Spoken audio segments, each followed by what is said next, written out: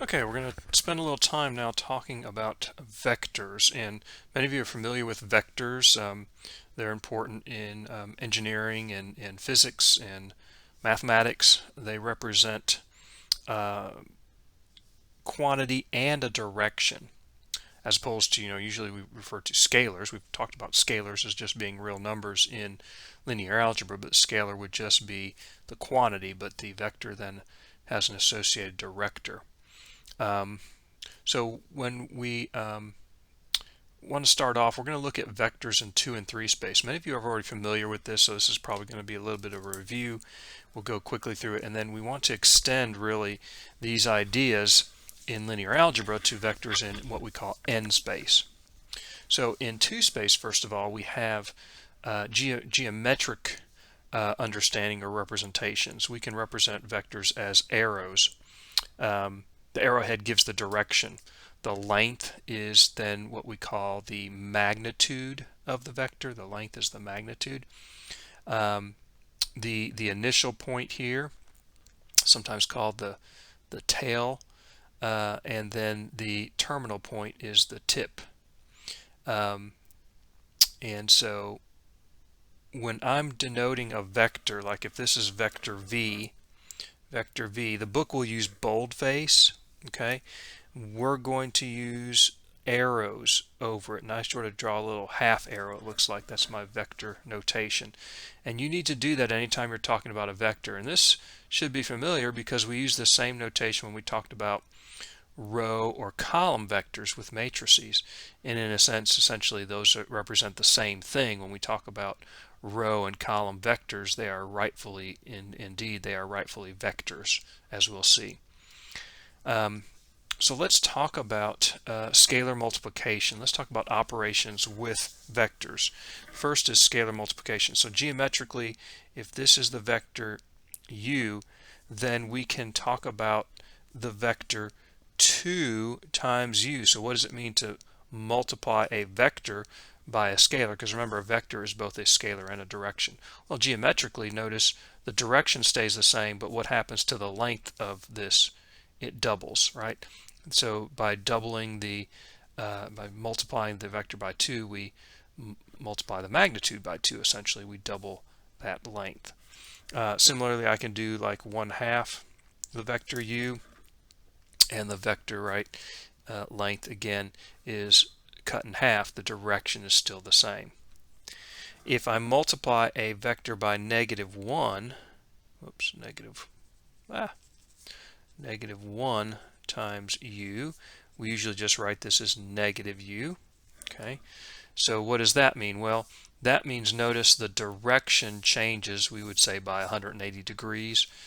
And notice the length is still the same, but the direction is different. So multiplying by negative scalars really changes the direction by 180 degrees.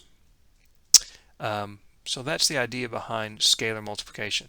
What about vector addition? What about adding two vectors together? Okay, well, if this is the vector u, and let's say this is the vector v, how could I add the two vectors together? Well, there's a couple of ways we can do that. First, we'll talk about the tip to tail approach, so to speak. I'm going to take this vector. Now, the important thing about a vector is I can take this vector and I can move it throughout the plane here, if you will, the sheet of paper, as long as it maintains that same length and the same direction, right? Then it's the same vector, right? Because the vector is simply the length and the direction. And so I'm going to basically take my ruler and I'm going to move this vector u, try and keep that same angle there. So vector u, and we'll just translate it over here. So here's the initial point, and there's the terminal point for the vector u. Okay, now I'm going to take the vector v, and I'm going to put its initial point or tail to the tip or terminal point of the vector u. And so I'm going to try and do that, keeping the same direction there, approximately. So here's vector v. So how do we find the vector u plus v? Well, we go from the initial point of u to the terminal point of v.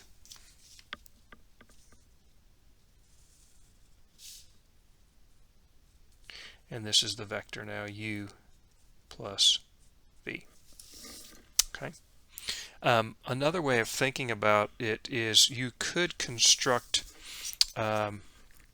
essentially a parallelogram if you take both vectors u and v and have them with the same initial point. So u would be going this way and v would be going down here. V would be coming down this way like that. Then I can form this parallelogram, right? The sides are vectors v and vectors u, if you want to think about it that way, and then the u plus v is like the diagonal of that parallelogram. If you have more than two vectors, you can just continue to extend that tip to tail approach. So if I have a vector here and I add to it a vector here, I can add another vector. I can keep adding this approach as much as I would like to do. And let's say, so it's just about adding 1, 2, 3, 4, 5, these 5 vectors together. So what's the net effect? The sum of these 5 vectors would be this vector right here. Okay. So many of you are somewhat familiar with this. If usually we're introduced to vectors a little bit even in pre-calculus. Certainly if you've had calculus 3, you've seen vectors before. And if you've had some physics or engineering mechanics and things like that, then you've certainly dealt with vectors.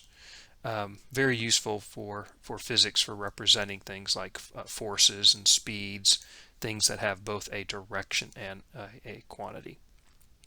Okay, so now when we talk about vectors, though, all we're really concerned with is the two facts about them, and that is the magnitude and the direction, essentially. So again, as I said, as we translate them around, they're still the same vector. So now we want to talk about parallel and collinear vectors because of this. If two vectors in two space, if they share the same initial point and one is a scalar multiple of the other, then the vectors are going to lie on the same line, and we call them collinear, right? So I go back up here, all of these vectors would be considered to be collinear. I can move them and put them right on the same line. They would all extend, be parallel to, I guess you could say, that line. Well, since we can move them about and that doesn't change the vector for us, then right, the vectors we would say are parallel if they're not on the same line, but no longer collinear. And this creates a little bit of a problem for us because, again, shifting them in any direction does not change the vector. So how can it change the fact that it is collinear? And so to undo that, we're going to use the convention of agreeing that for vectors, parallel and collinear mean the same thing. Now that's different if you're a physics person because the point of application is important, right? If I have a bridge and I put a downward force at different points, even though it's the same force, obviously it's going to have a different effect. You have different turning moments, torques, or moments. But again, for us, for our intents and purposes, we will keep that convention. Now, and typically we're going to see when we're talking geometrically, thinking about it, all of our vectors will be basically in what we would call standard position, where the initial point is at the origin, if you will. Although, again, as we get to 4 space and higher, we don't have that geometric picture, but we'll be able to extend these ideas then algebraically. The zero vector is a vector with magnitude 0. Geometrically, its initial and terminal points coincide. So it has no clearly defined direction. We just have a point, basically, geometrically, right, for the zero vector.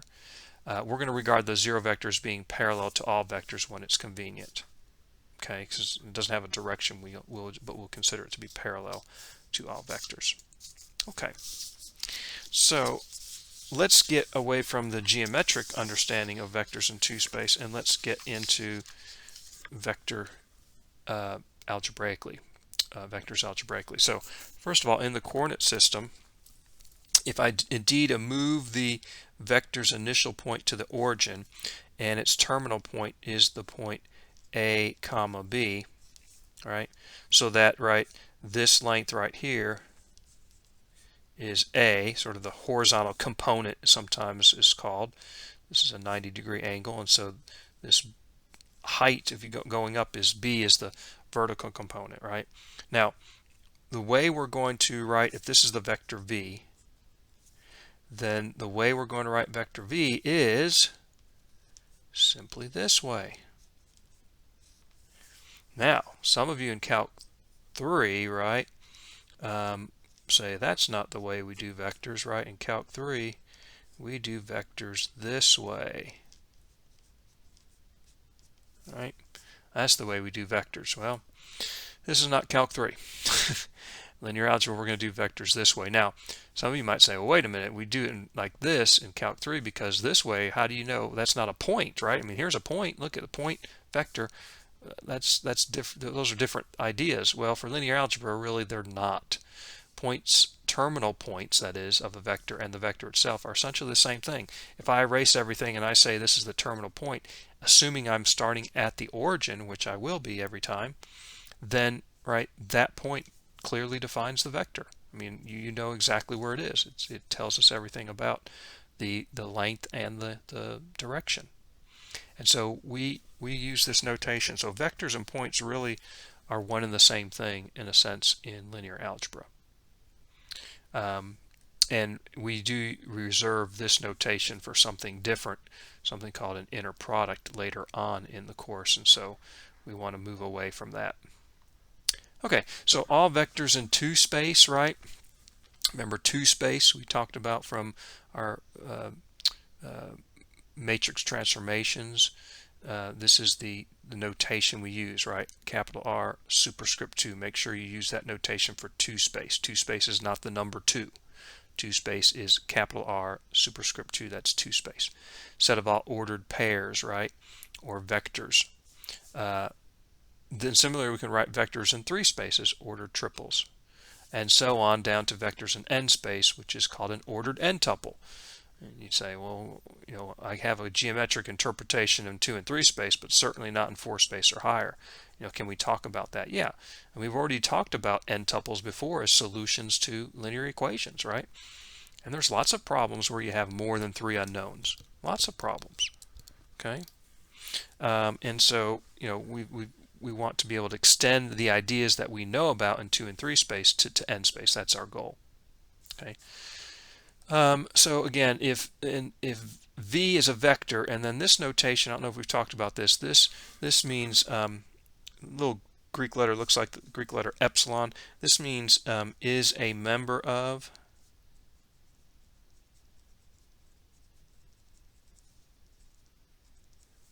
or is in.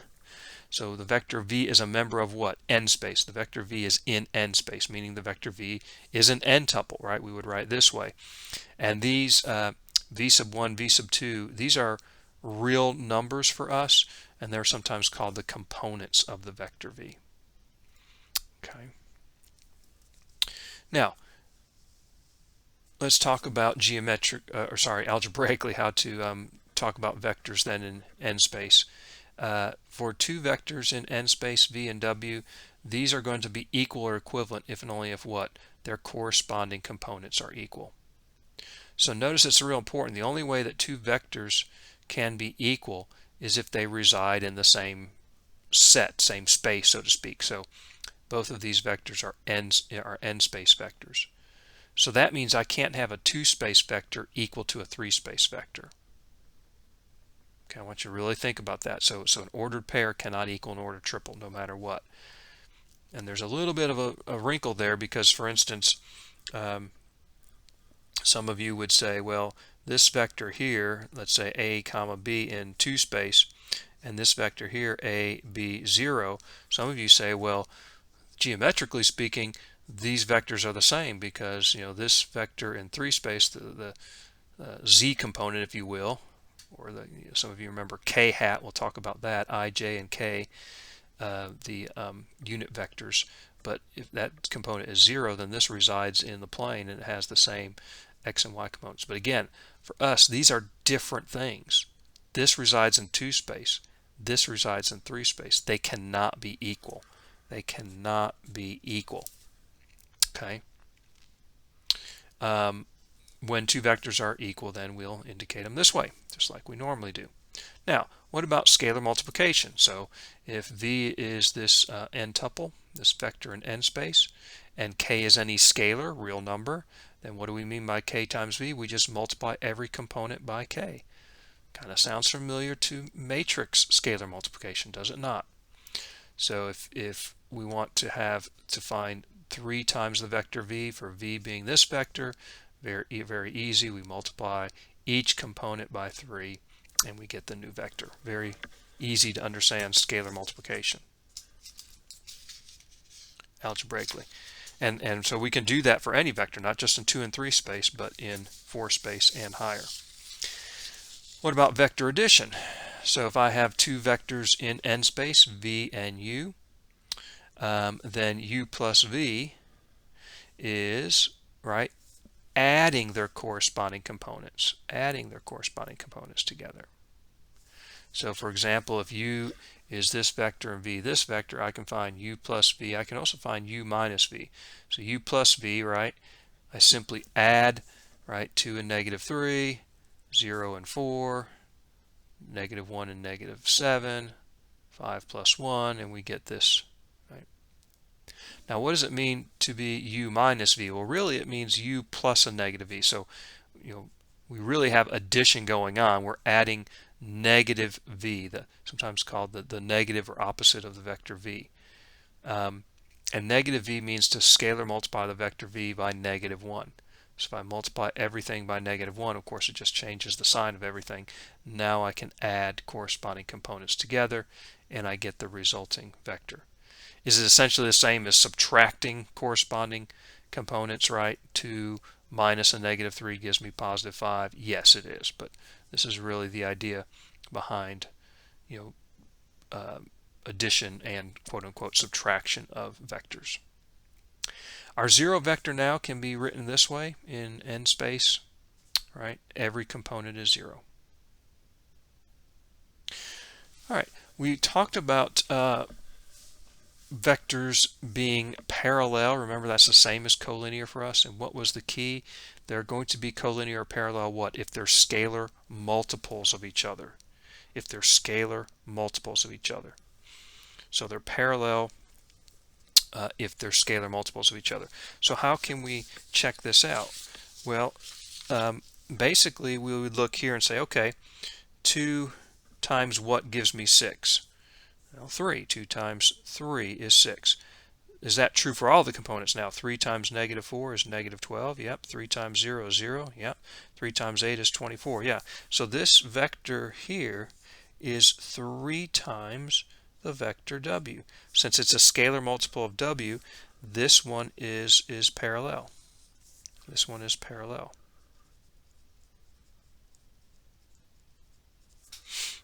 Okay. Here, going from 2 to 1, well, what would I need to multiply by? A half, right? 1/2 of 2 is 1. 1/2 of -4 is -2. 1/2 of 0 is 0. All right, we've got it, right? This must be parallel.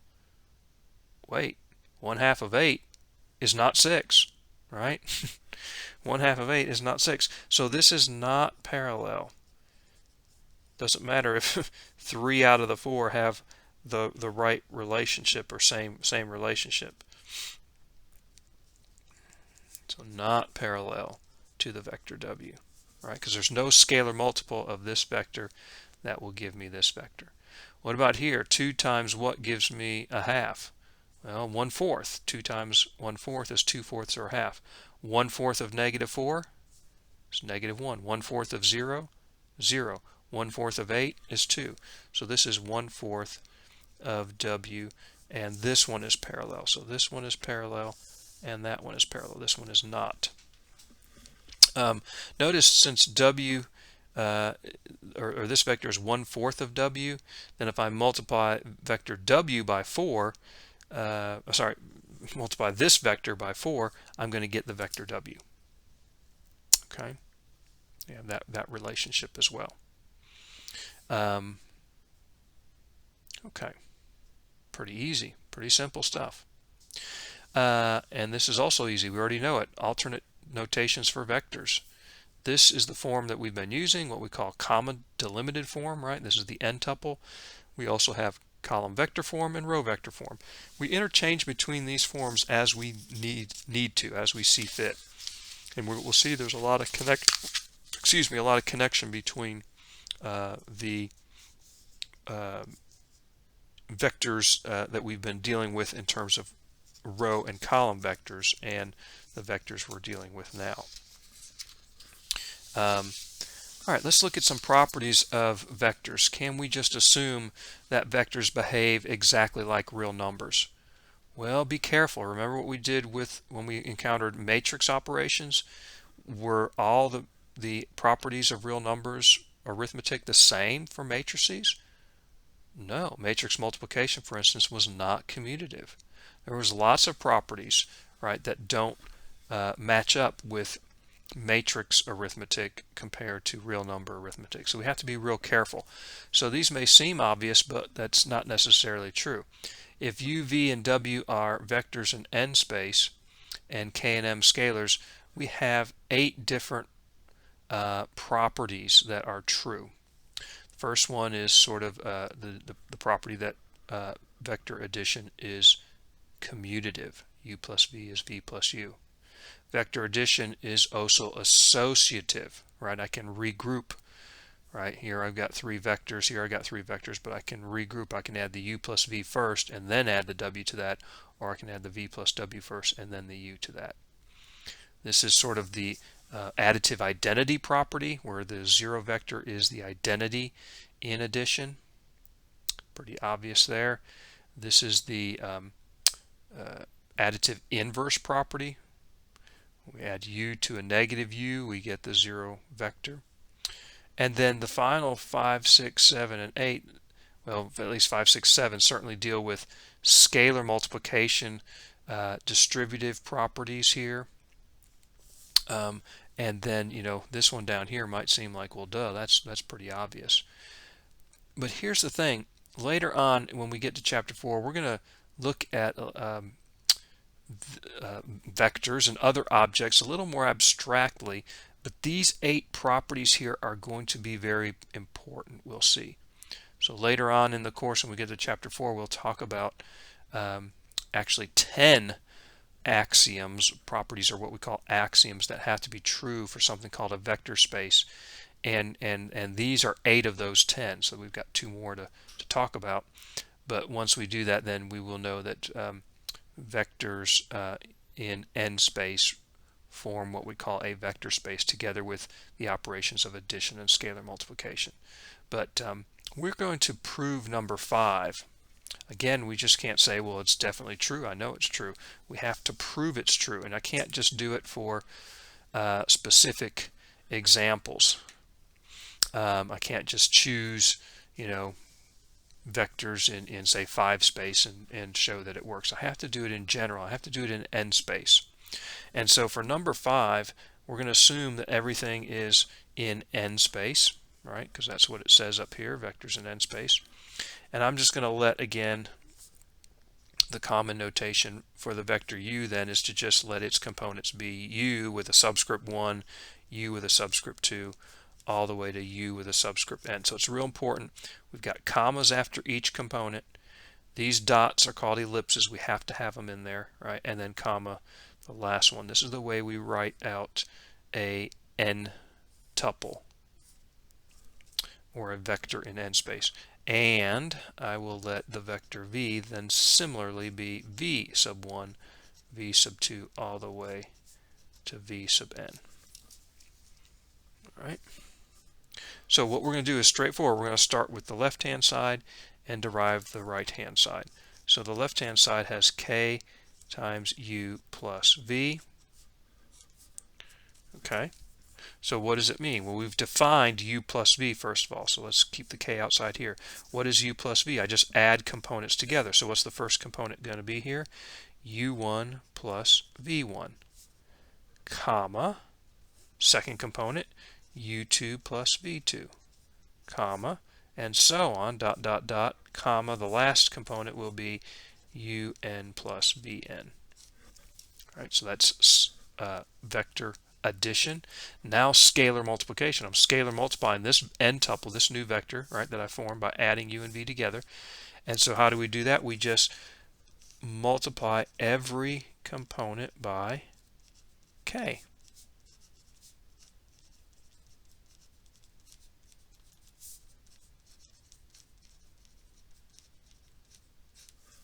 Now, real important in these proofs, you'll notice the vectors have arrows over them, but the k and the u1 and the v1 and so on do not have arrows over them. Why? Because these are indeed real numbers. So now we can use the properties that we know are true for real numbers. Here's where it comes into play, right? You just can't say it's true here, but you can say it's true here because these are all real numbers. In other words, what am I going to do? I'm going to distribute k over u1 plus v1 to get this, and k over this to get this.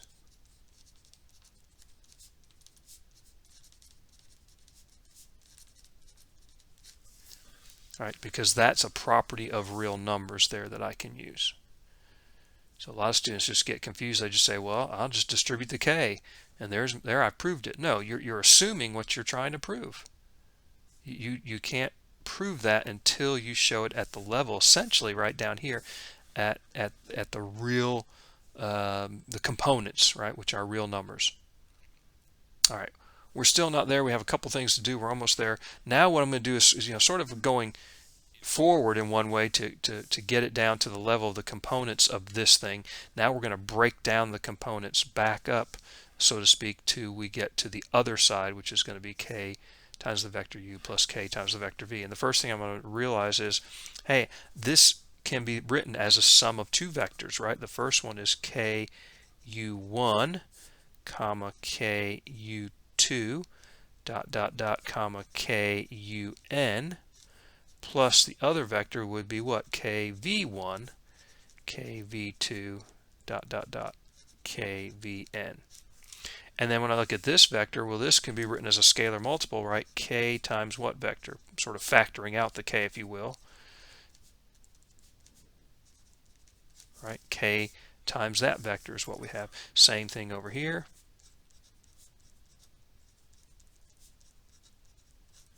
Of course, what is this vector here? That indeed is the vector u, and this vector is the vector v, and we have proven what we set out to prove, that k times the sum u plus v is equal to ku plus kv. Okay, so you might be asked to prove some of these properties as well, and follow this model. This is the way you want to do that, and it's real important to make sure you are denoting vectors with arrows over them, and of course scalars without arrows over them. Then also easy to verify is the following.